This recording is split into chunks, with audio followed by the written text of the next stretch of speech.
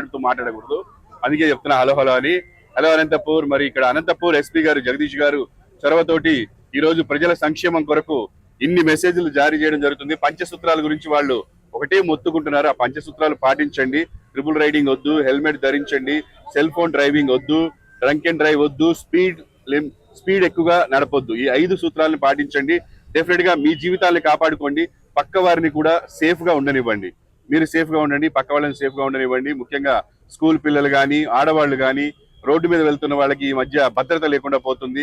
ఎవడు ఎట్టించి వచ్చి గుద్దుతాడో తెలియదు, ఎవడు ఎలా నడుపుతాడో తెలియదు. తాగి నడుపుతారు, ముగ్గురు ఎక్కేసి నడుపుతారు, నలుగురు ఎక్కేసి నడుపుతారు, సెల్ ఫోన్ మాట్లాడుతూ నడుపుతారు.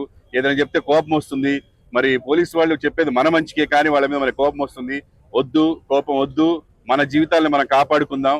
దేవుడిచ్చిన ఒక మంచి జీవితం, దీన్ని హాయిగా బతకాలంటే మరి పంచసూత్రాలు పాటించాలి.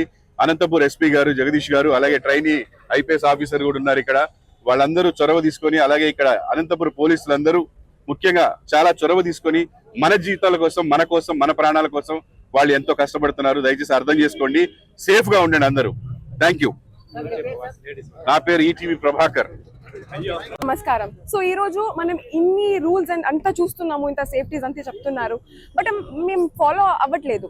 Because we're very reckless about our lives. అది మనం చేయకూడదు. ఎప్పుడు అయినా మనం పోలీస్ వాళ్ళు చెప్పేది ఫాలో చేయాలి. బికాస్ మన మంచి కోసమే వాళ్ళు చెప్తారు. మనము సేఫ్గా ఉందాము, మన చుట్టూ ఉన్న వాళ్ళందరినీ సేఫ్గా ఉంచుకుందాం. Thank you.